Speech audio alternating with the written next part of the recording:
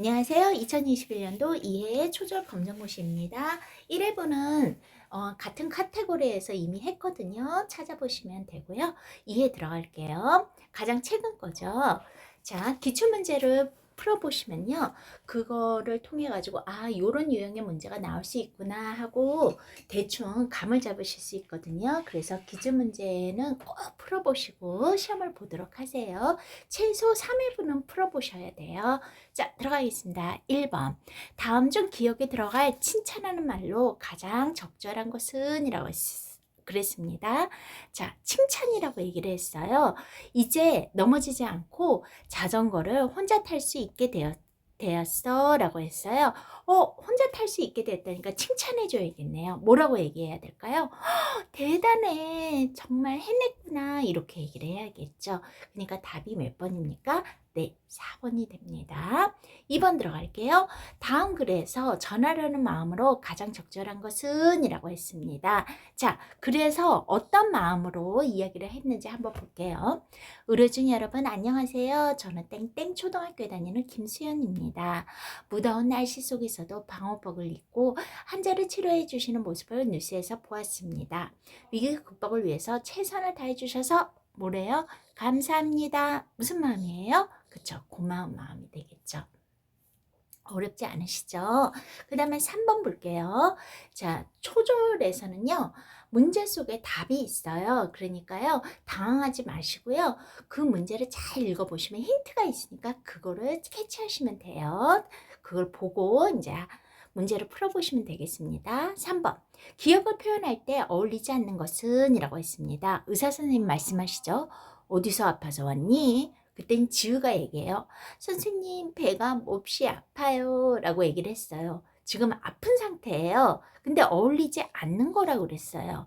아프니까 얼굴이 찌푸릴 수 있죠. 아프니까 힘들어해서 작은 목소리 낼 수 있죠. 아프니까 허리 숙이고 배를 감쌀 수도 있죠. 그런데 당당하고 힘찬 말대로 선생님, 저는 배가 몹시 아파요. 이러지는 않을 거 아니에요. 그래서 답이 몇 번이에요? 2번이 되겠죠. 자, 그 다음에 4번 볼게요. 다음 광고에서 하고 싶은 말은? 이라고 했습니다. 자, 물 쓰듯이 지금 물이 콸콸콸콸 쏟아지고 있죠. 그런데 물 쓰듯 쓰다라는 말 이제는 바뀌어야 됩니다. 그러면서 뭐예요? 절약하자라는 모습으로 나오고 있네요. 이 말은 무엇일까요? 그쵸? 물을 아껴 쓰자. 그리고 힌트. 물, 물, 물 나왔으니까 답이 몇 번이에요? 1번. 이렇게 하셔도 돼요. 자, 5번 볼게요. 다음 중 낱말의 짜임이 다른 하나는? 이라고 했습니다. 이런 유형의 문제 종종 자주 나옵니다. 이런 문제는 뭐냐면요. 나눌 수 있는지 없는지를 체크하시면 돼요. 자, 보세요. 사과라는 말. 사, 그리고 과. 이렇게 사자라는 말 혼자 쓸 수 있나요? 사, 과.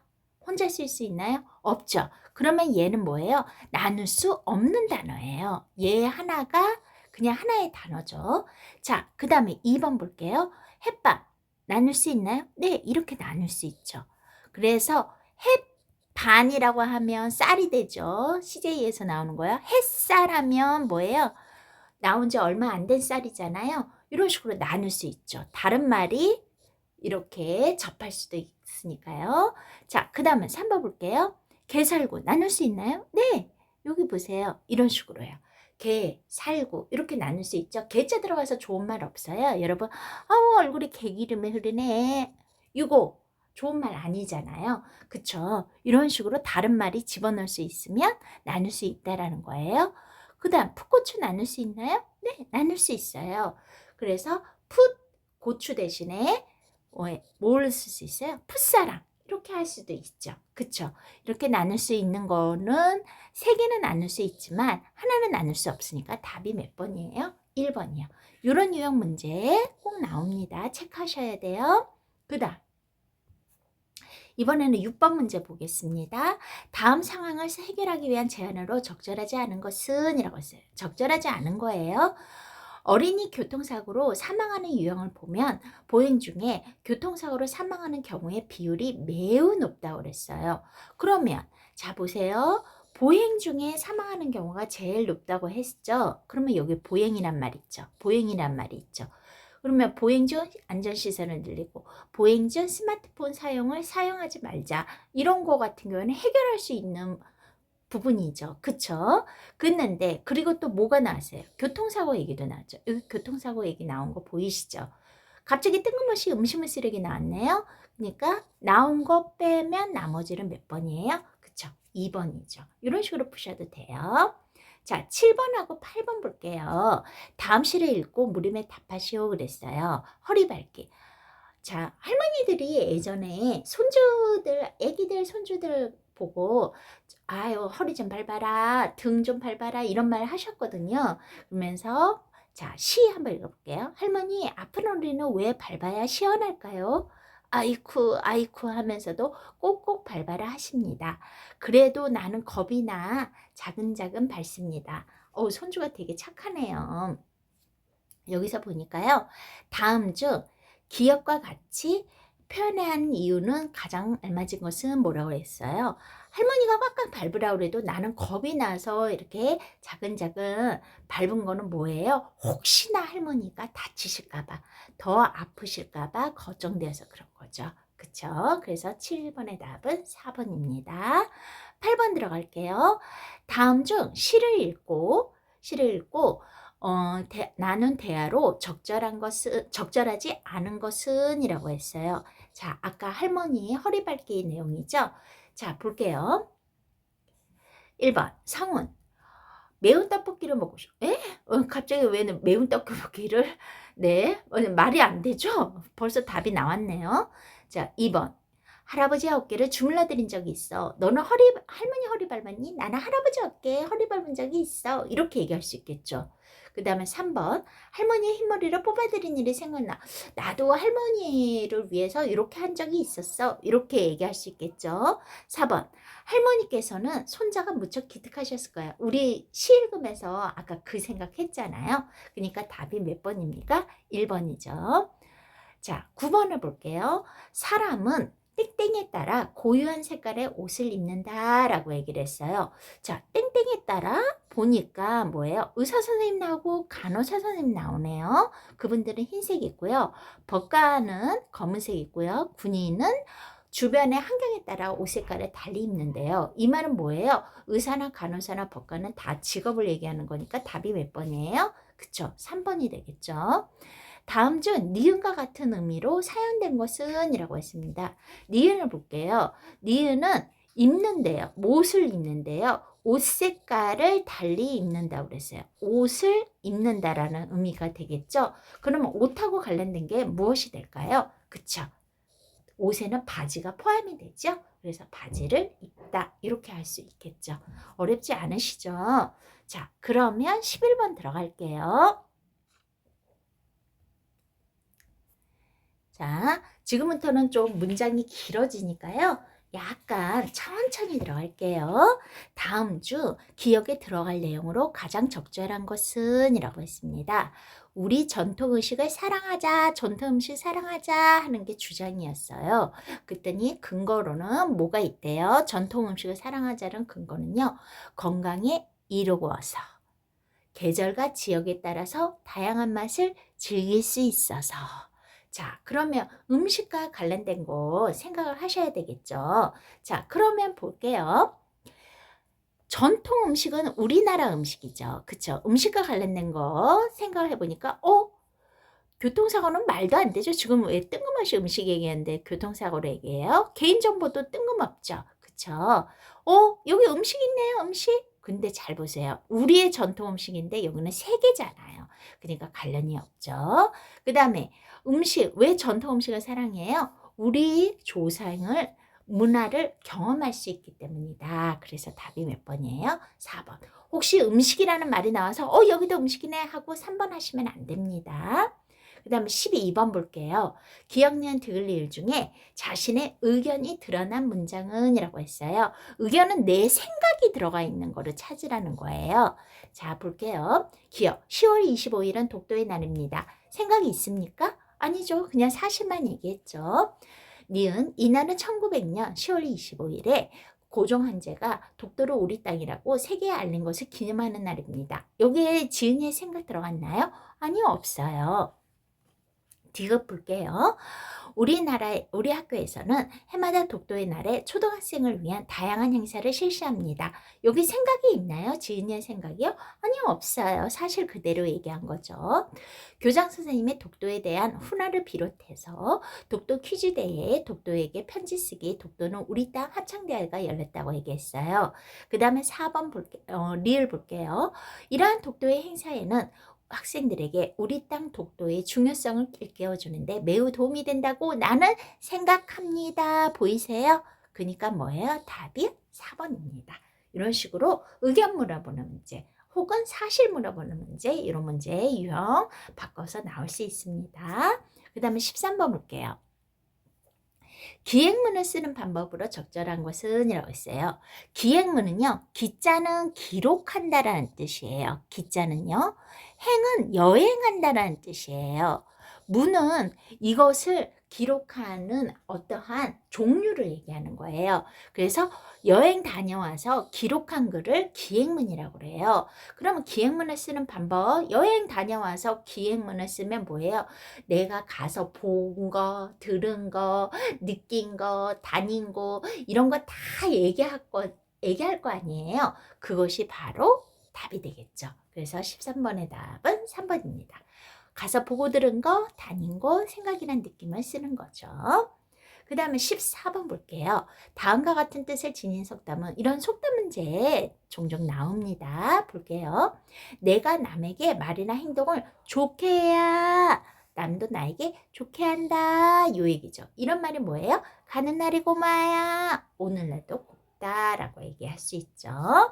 어렵지 않으시죠? 그 다음에 15번 볼게요. 다음 말하기 상황에서 주의할 점으로 알맞지 않은 것은 이라고 했습니다. 알맞지 않은 거 찾으시는 거예요. 우리 지역 축제를 조사해서 여러 사람 앞에서 발표하는 거예요. 지역 축제에 대해서요. 발표하는 상황에서는 여러분 반말하나요? 아니요. 높임 표현 써야 되죠. 그쵸? 그러니까 이건 맞는 거고요. 바른 자세로 또박또박 말해야 되죠. 그쵸? 발표하니까요.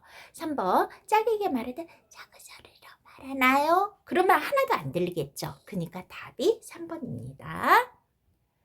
그 다음에 16번 볼게요.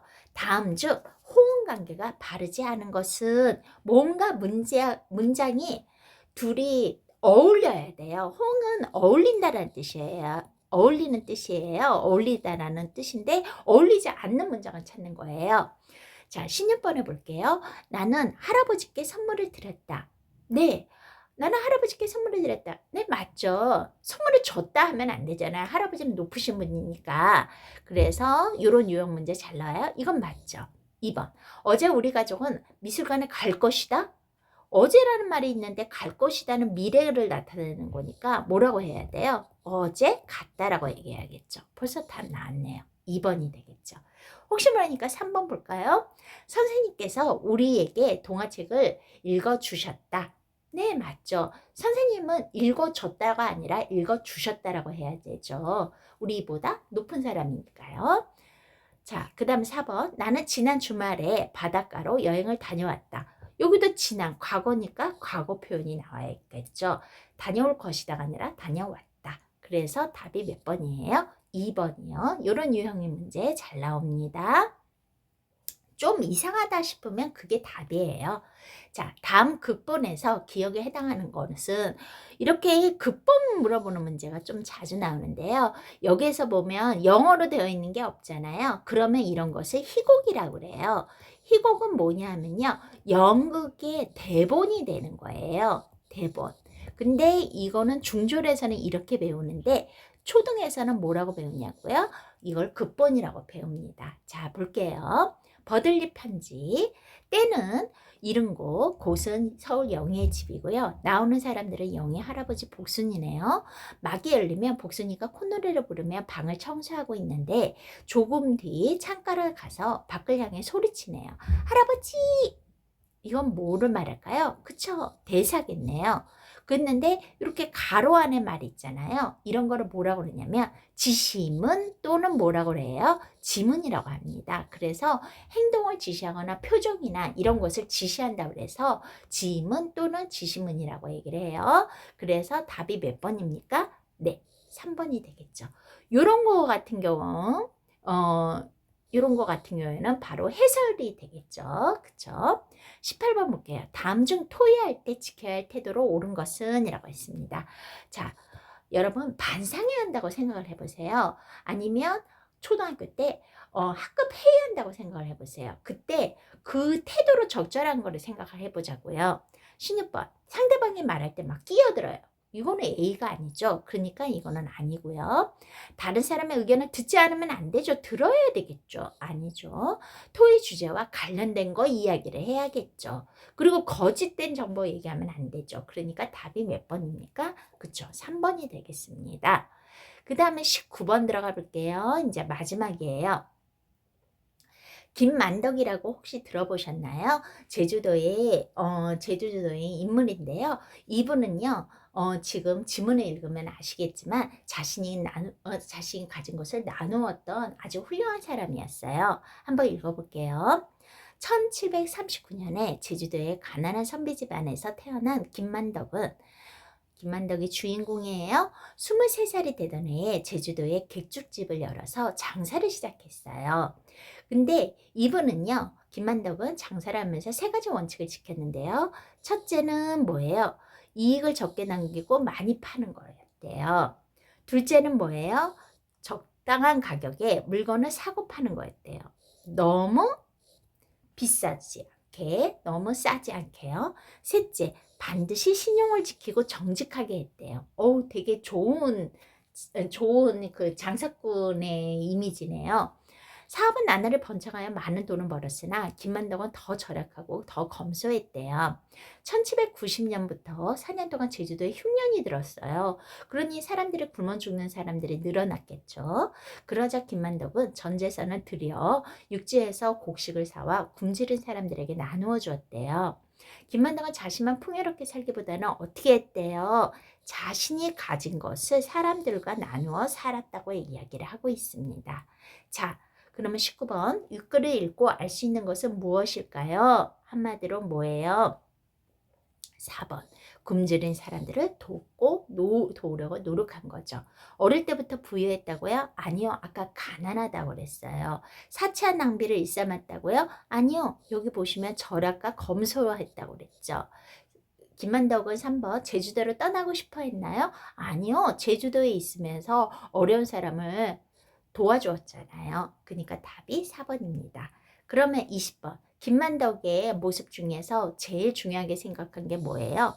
그렇죠. 바로 나눔이 되겠죠. 그래서 답이 몇 번이에요? 2번이 됩니다. 자, 어떠셨어요?